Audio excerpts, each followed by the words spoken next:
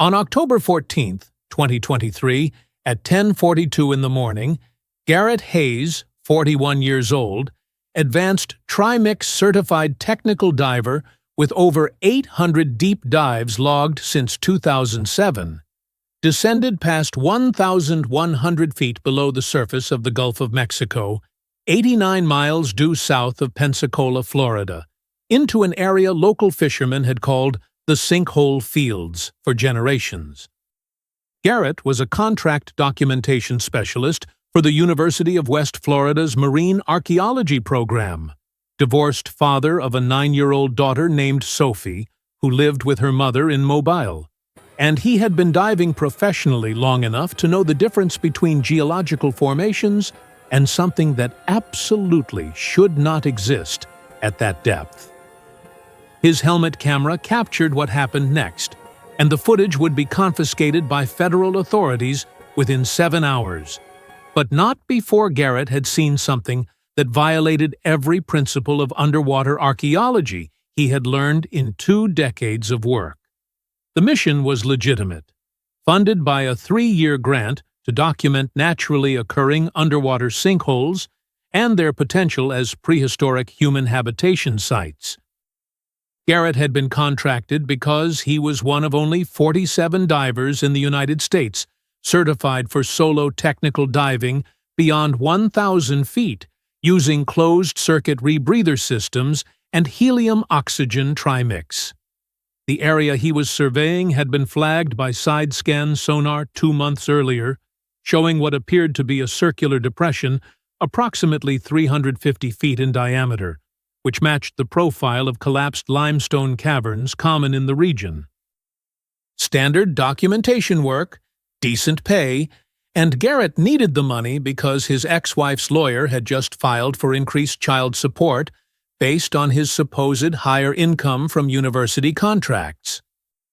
At 1,127 feet, the water temperature held steady at 41 degrees Fahrenheit. Visibility was an exceptional 60 feet, thanks to minimal current, and Garrett's dive computer showed his gas supply exactly where it should be after 43 minutes of descent following proper decompression protocols. He was using a custom trimix blend of 10% oxygen, 50% helium, 40% nitrogen, which kept him mentally sharp at that depth where regular compressed air would induce nitrogen narcosis severe enough to make complex thought impossible. His rebreather system recycled his exhaled gas, scrubbing out carbon dioxide and adding oxygen as needed, which extended his bottom time to nearly 90 minutes before he would need to begin his mandatory 6-hour ascent with decompression stops.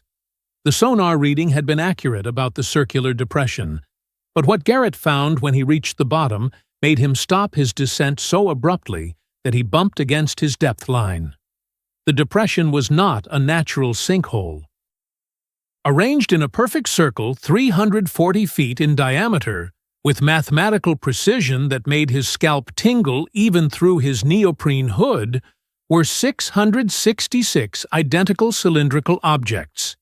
Each cylinder stood upright in the sediment, 14 inches tall, 6 inches in diameter, evenly spaced with gaps of exactly 18 inches between them. Garrett had documented enough archaeological sites to estimate that each object weighed approximately 40 pounds based on how deeply they had settled into the soft sediment floor.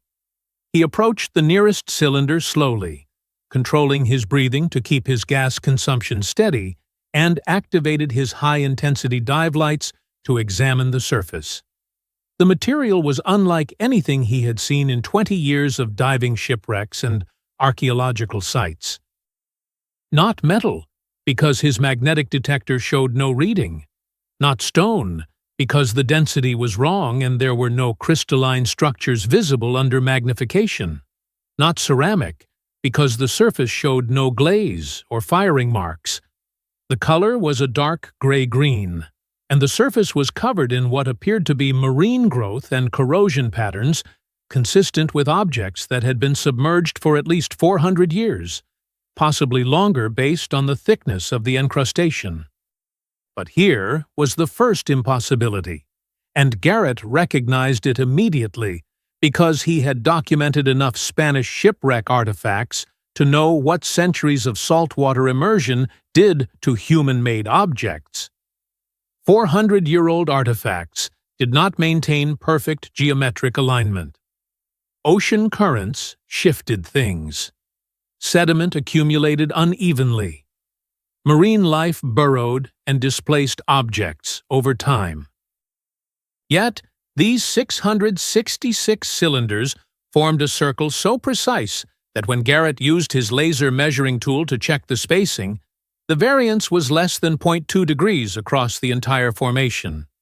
That kind of precision required modern surveying equipment, GPS positioning, and careful human placement. It was categorically impossible for ancient objects to maintain that level of geometric perfection through 4 centuries of tidal forces, current shifts, and seafloor movement. Garrett activated his communication recorder and began documenting. October 14th, 11:03 a.m.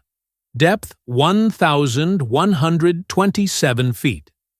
I have located what appears to be 666 identical cylindrical objects arranged in a perfect circle, diameter approximately 340 feet.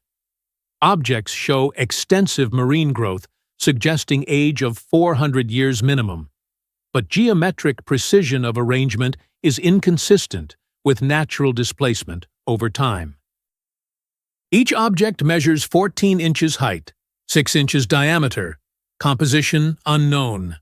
Spacing between objects is uniform at 18 inches with less than 0.2 degree variance across entire formation. This is not a natural formation.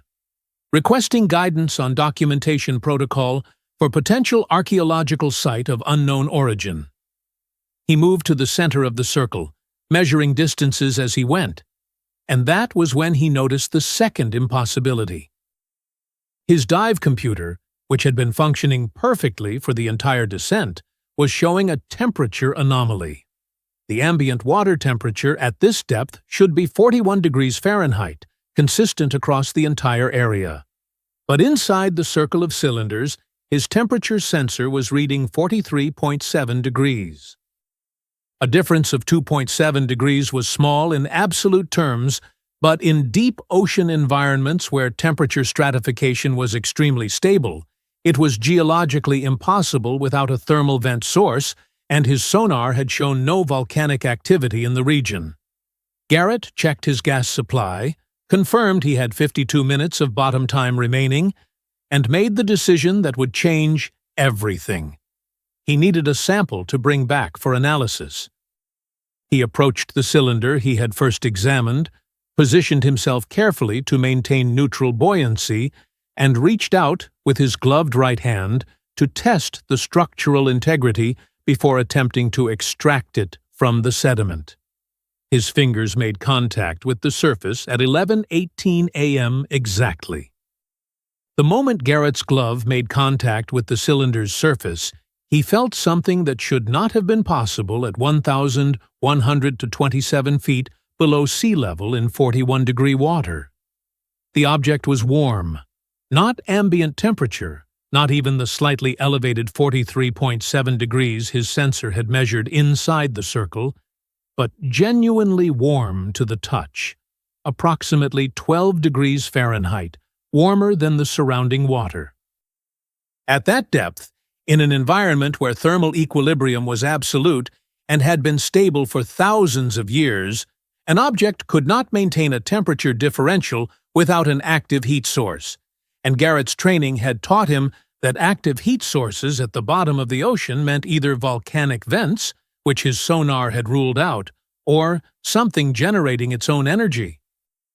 He pulled his hand back instinctively, years of technical diving experience overriding his scientific curiosity, because unexplained energy sources in deep-water environments meant potential danger. But his movement had already triggered something.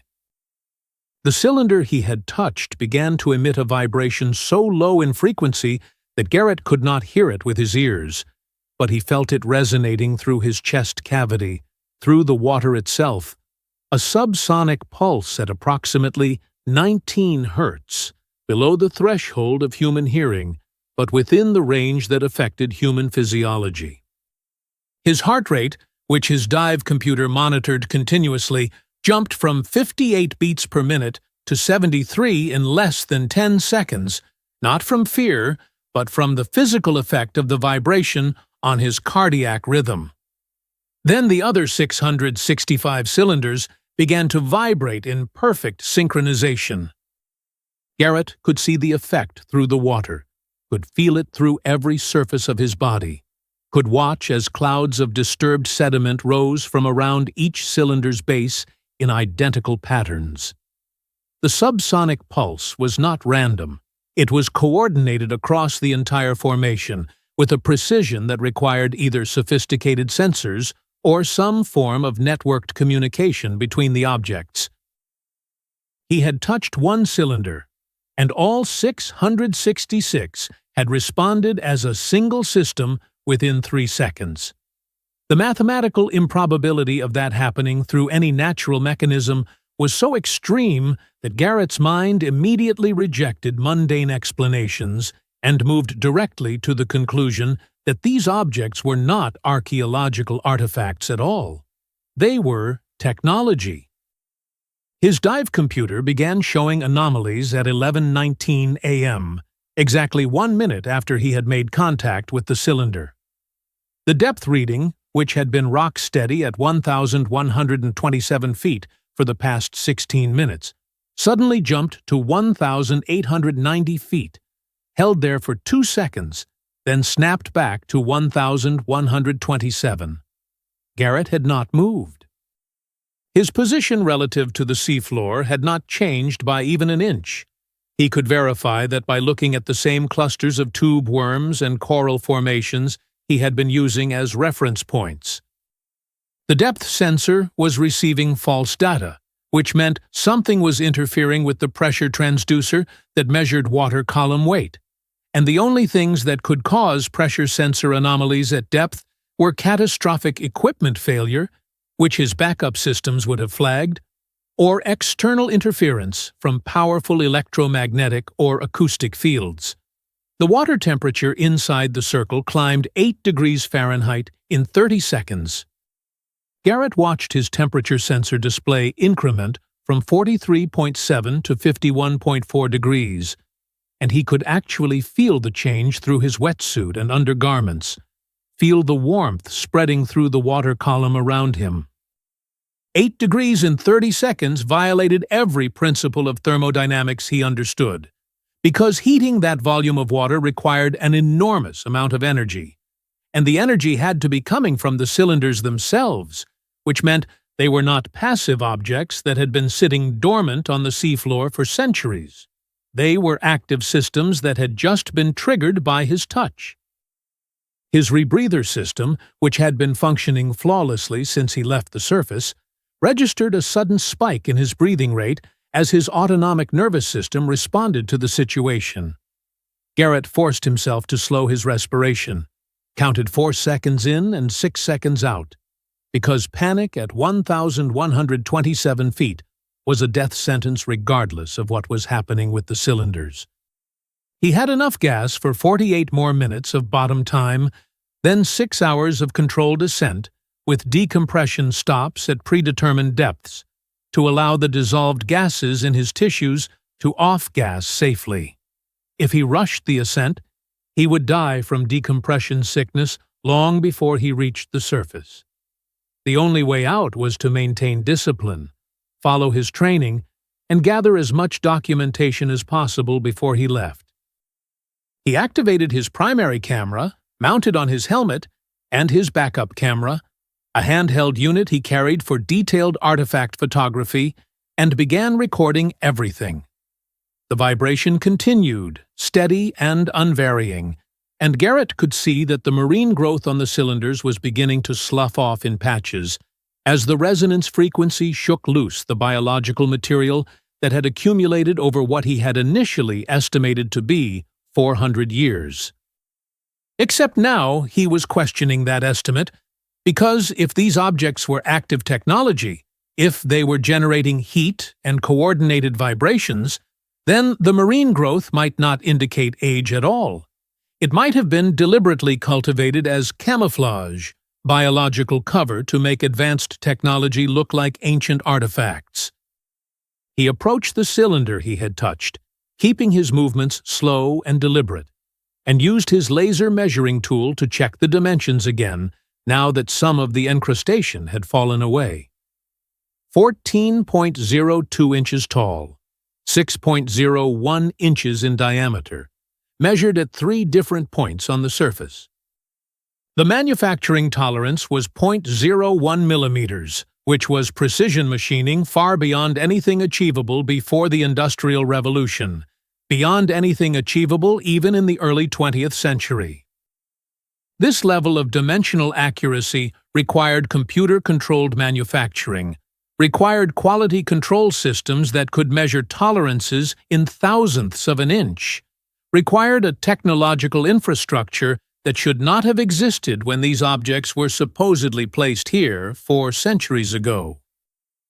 Garrett checked his dive computer again and saw that the depth reading had stabilized, but now his compass was spinning slowly, rotating through all 360 degrees over the course of about 40 seconds, then reversing direction and spinning back.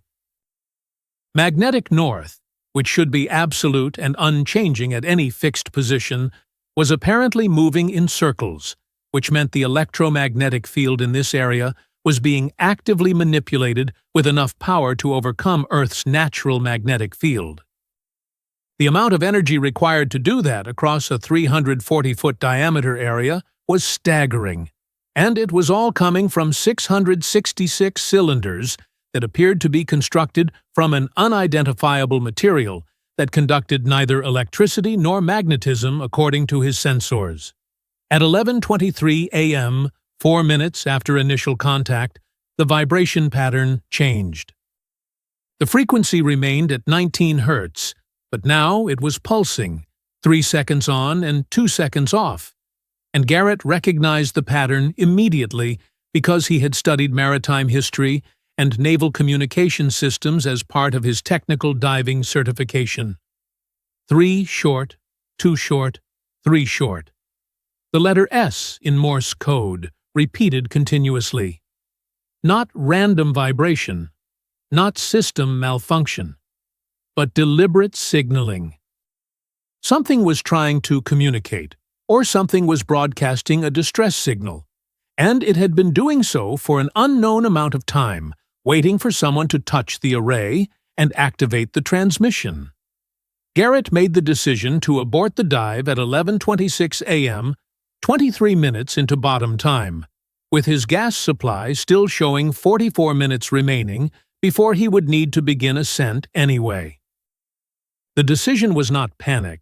It was professional risk assessment based on 2 decades of technical diving experience.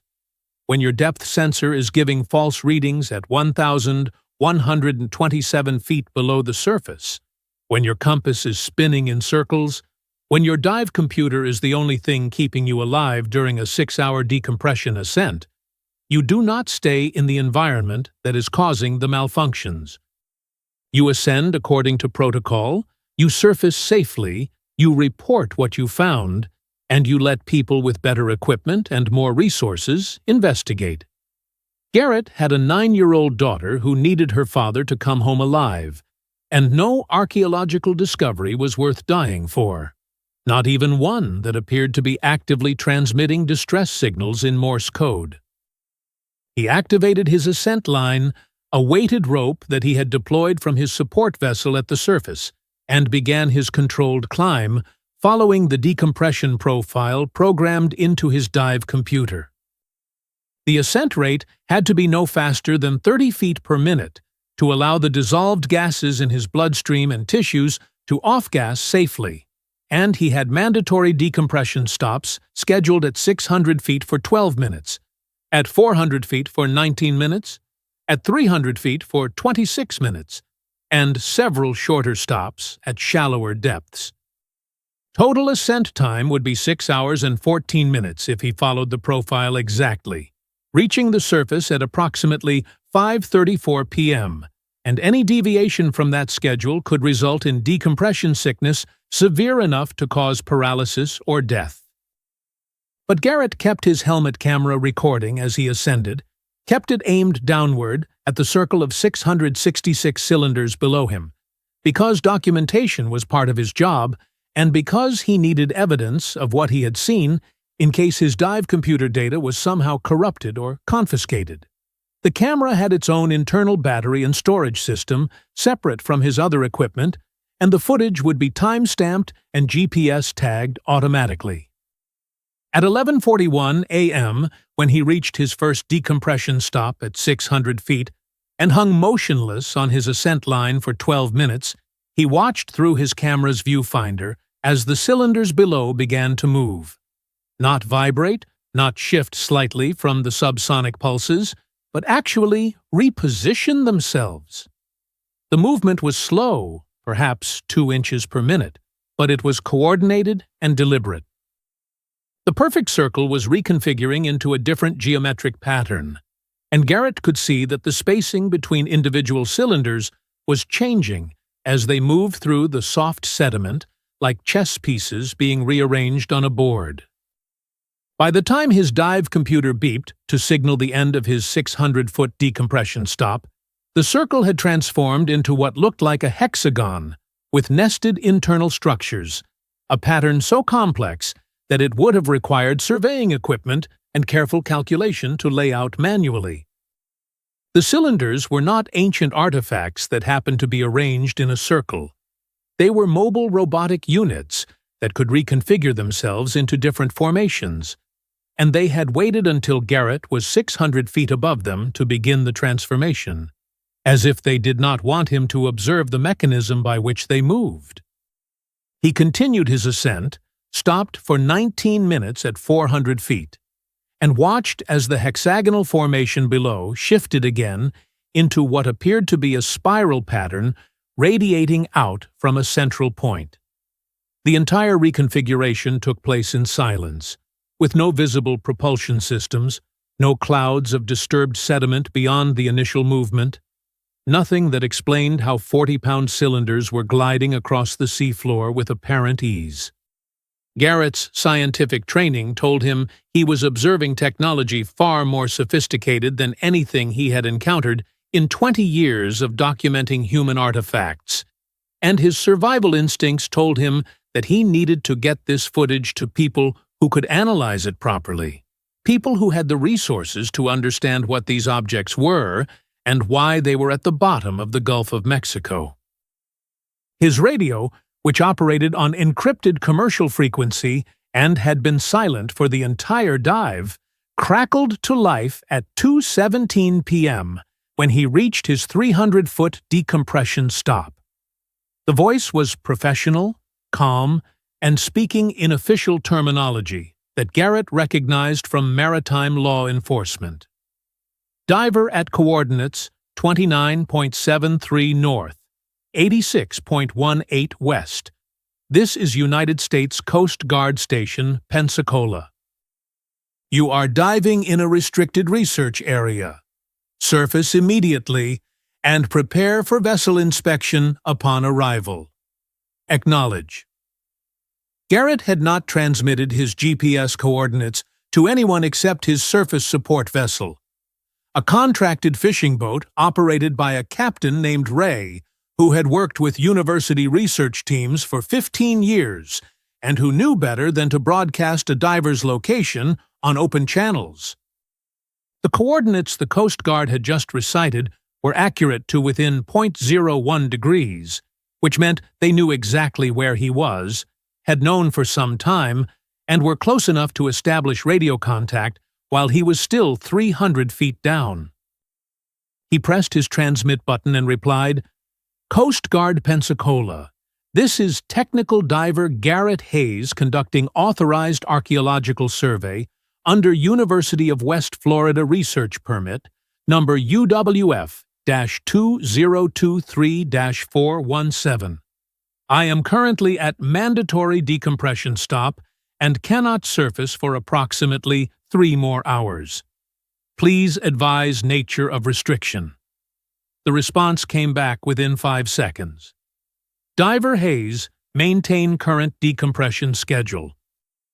Research area classification was updated at 1300 hours today, under NOAA Marine Protection Act authority. All survey activities in this zone are suspended pending environmental assessment. Federal vessels are on station at surface. Acknowledge and continue ascent. Garrett checked his dive watch. 1300 hours was 1 p.m.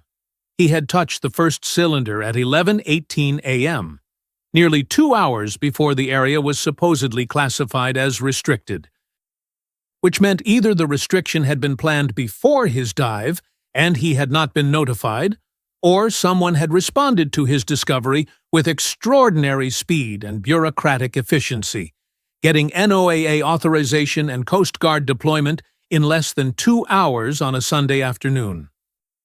Neither option made sense unless people had been monitoring this site already, had been waiting for someone to activate whatever those cylinders were, and had pre-positioned resources to respond immediately when it happened.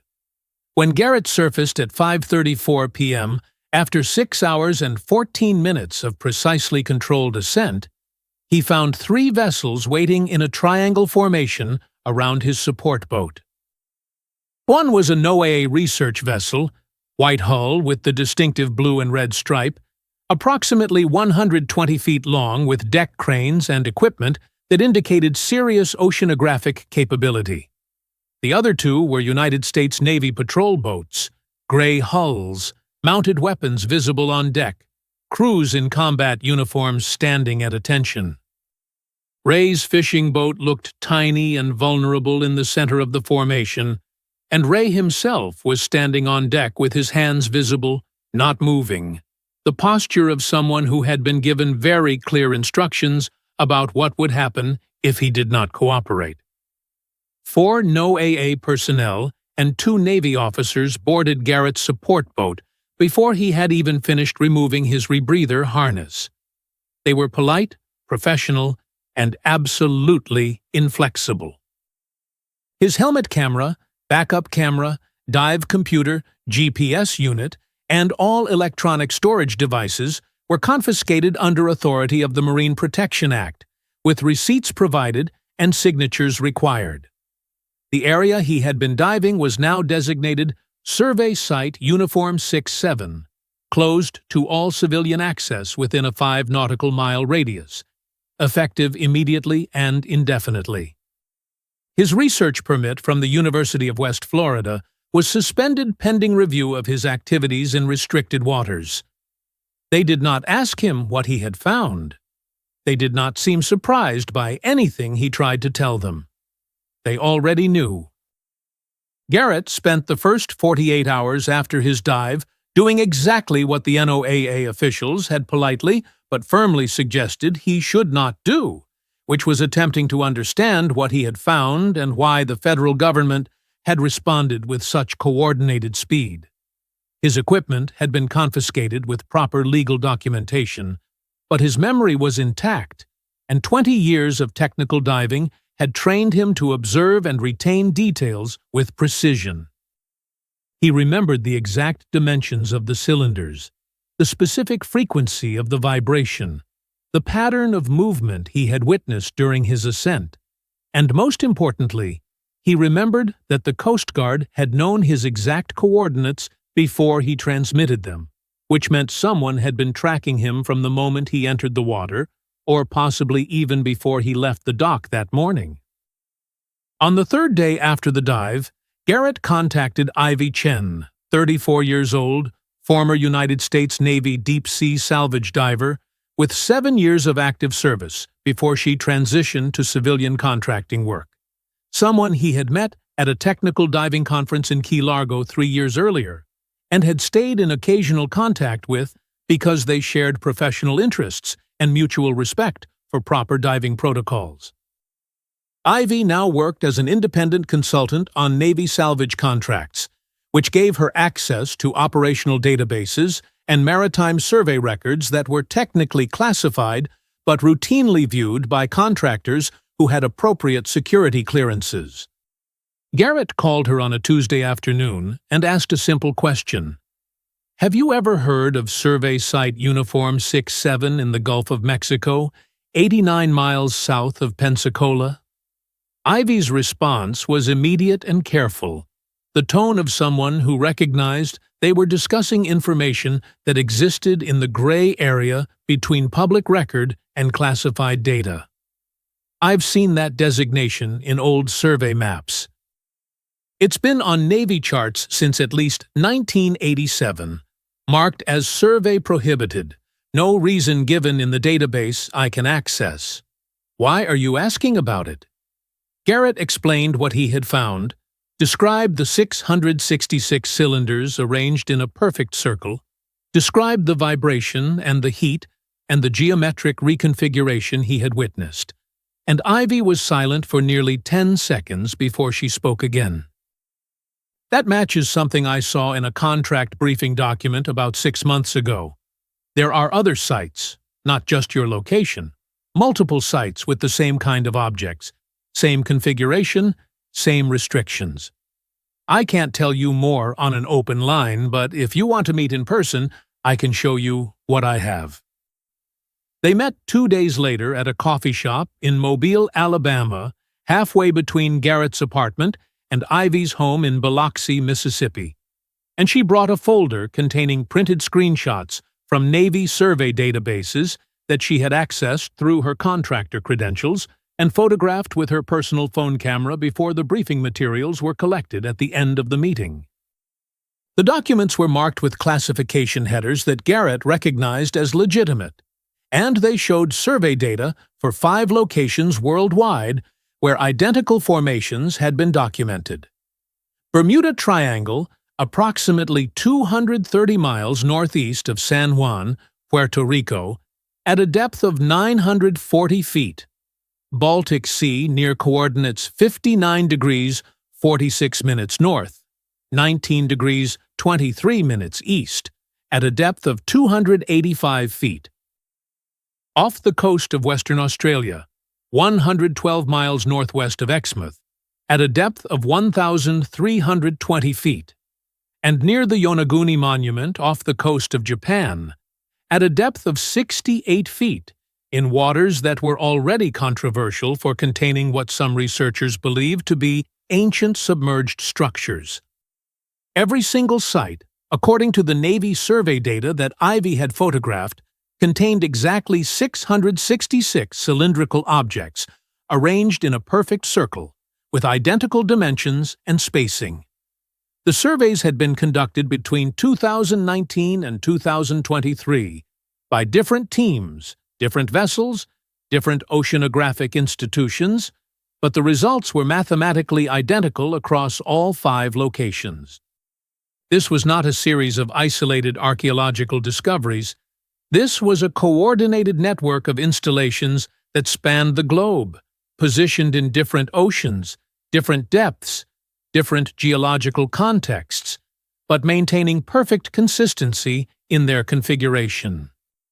Someone or something had placed these objects deliberately, had positioned them with precision, and had done so in locations that were remote enough to avoid casual discovery, but accessible enough that technical divers or deep-sea submersibles would eventually find them. Garrett asked the obvious question. "Does the Navy know what these things are?" Ivy pulled out another document, this one a single page with heavy redaction marks covering most of the text, but with enough visible content to provide context. The header read, "Project Harmonic Array, Phase 3 Testing Summary, October 1991, Classified." The visible text included phrases like subsonic resonance communication system, geometric array topology for long-range signal transmission, unexpected frequency lock during deep water trials, and recommendation for project termination and site abandonment due to inability to deactivate primary arrays. The document was dated November 12, 1991, and it was signed by someone whose name was completely redacted, but whose title was listed as Director, DARPA Advanced Communications Division. The implications settled over Garrett like cold water. These were not ancient artifacts. They were not alien technology. They were not mysterious archaeological anomalies that defied explanation. They were American military hardware, deployed as part of a Defense Advanced Research Projects Agency experiment in underwater communication systems that had been running since at least 1983, based on the project start date visible in the document footer. The cylinders were designed to use subsonic resonance and geometric array patterns to transmit signals across vast ocean distances, probably as a backup communication method for submarines, in case traditional radio and satellite systems were compromised during wartime. The project had been active for at least 8 years, had deployed arrays in multiple ocean locations worldwide, and then something had gone wrong during Phase 3 testing in 1991. The arrays had locked into a permanent operational state that the designers could not deactivate, and, rather than risk public disclosure of a failed military experiment, DARPA had simply classified the sites as restricted survey areas and left the hardware in place, monitoring but not recovering, waiting for the systems to degrade naturally over decades. Except the systems had not degraded. Garrett had touched one of those cylinders 32 years after the project was supposedly terminated, and it had responded with heat, vibration, coordinated movement, and apparent signal transmission. Whatever frequency lock had occurred in 1991 was still active in 2023, and the arrays were still operational, still waiting for some kind of input or command, still configured to perform whatever function DARPA had originally designed them for. The question that Garrett could not answer, the question that made his professional curiosity override his common sense about staying away from classified military projects, was simple. If Project Harmonic Array had been abandoned in 1991 because the arrays could not be deactivated, and if no one had been operating or maintaining them for 32 years, then who or what had reconfigured the cylinders from a circle into a hexagon and then into a spiral, while Garrett was ascending from 1,127 feet on October 14, 2023? As of March 24, 2024, 5 months after his dive to survey site, Uniform 6-7, Garrett Hayes has not been able to renew his technical diving certifications.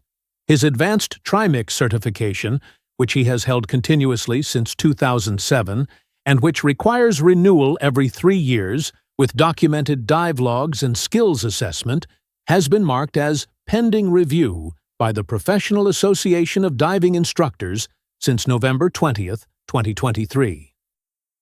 No explanation has been provided for the delay, and his certification instructor, someone he has worked with for 12 years, stopped returning his phone calls in December. His contract with the University of West Florida's Marine Archaeology program, which had 2 years remaining with option for renewal, was terminated on January 9, 2024, citing budget restructuring and realignment of research priorities. C. The termination letter was polite and included a severance payment equivalent to 3 months of his contract rate. But Garrett has since learned that the university received a substantial federal grant increase for their marine research programs in February, so the budget restructuring explanation does not match the financial reality. His ex-wife filed for modification of their custody arrangement on February 2, 2024, requesting that their daughter Sophie spend less time with Garrett due to what the legal filing described as concerning behavioral changes and emotional instability observed since October 2023. The filing included statements from Sophie's school counselor noting that Sophie had mentioned her father, talks about secret government projects, and seems worried all the time, which Garrett recognized as a deliberate mischaracterization of conversations where he had explained to his 9-year-old daughter why his work schedule had changed, and why he was having trouble finding new diving contracts. The custody hearing is scheduled for May, and Garrett's lawyer has advised him that the timing of the filing, coming exactly 4 months after his dive, suggests coordination rather than coincidence. Ivy Chen stopped responding to his messages in late January after she shared the DARPA documents, and when Garrett drove to her home in Biloxi in early February, her neighbors told him she had moved suddenly, left no forwarding address, and mentioned something about taking a long-term contract overseas. Her consulting business website, which had been active for 6 years, now shows an error message. Her professional diving certifications are still listed in public databases, but her contact information has been removed. Garrett has no way to reach her, no way to verify if she left voluntarily or if her departure was encouraged by people who did not want her sharing classified documents with civilian divers who asked inconvenient questions. But the evidence did not disappear completely. Because Garrett had made a decision during his 6-hour ascent on October 14th that violated standard procedure, but protected the information he had gathered. Before surfacing, during his final decompression stop at 20 feet below the surface, he had removed the memory card from his backup handheld camera and sealed it inside a waterproof equipment pouch that he attached to his ascent line at 15 feet depth, just below the point where the NOAA and Navy personnel would be waiting to confiscate his gear. He retrieved the memory card 2 days later during a shallow recreational dive with a different boat operator, and the footage it contained was lower resolution than his primary helmet camera, only 720 pixels instead of full 4K quality, and heavily compressed due to the camera's limited storage capacity. But it was authentic and time-stamped and showed 47 seconds of the 666 cylinders arranged in their perfect circle, vibrating in synchronization, with his dive computer visible in the frame, showing the depth and temperature readings that made the scenario physically impossible according to known thermodynamics. That footage appeared online on March 8, 2024, uploaded to multiple video sharing platforms simultaneously by an account that used Garrett's name, but an email address he did not control, which suggested that someone else had obtained the memory card data through means Garrett preferred not to examine too closely. The video accumulated 11,000 views in the first 48 hours before it was removed for violating community guidelines regarding misleading content, but not before it was downloaded and re-uploaded by dozens of accounts interested in underwater mysteries and unexplained phenomena. The footage quality is poor enough that skeptics can dismiss it as fabricated, but experts in technical diving and underwater videography have analyzed the metadata and confirmed that the compression artifacts and timestamp format are consistent with the specific camera model Garrett used, and the dive computer readings visible in the frame match the specifications of the equipment he had registered with his certification agency. The National Oceanic and Atmospheric Administration has never officially confirmed or denied the existence of survey site Uniform 67, but their public marine survey database, which is accessible to researchers and commercial operators, shows a permanent notation for coordinates 29.73 north, 86.18 west, marked as Environmental Research Zone, Access Restricted, S duration, Indefinite. Fishing vessels operating in the Gulf of Mexico have reported since November 2023 that their magnetic compasses malfunction within approximately 6 nautical miles of those coordinates, showing erratic behavior and inconsistent readings that make traditional navigation unreliable in that area.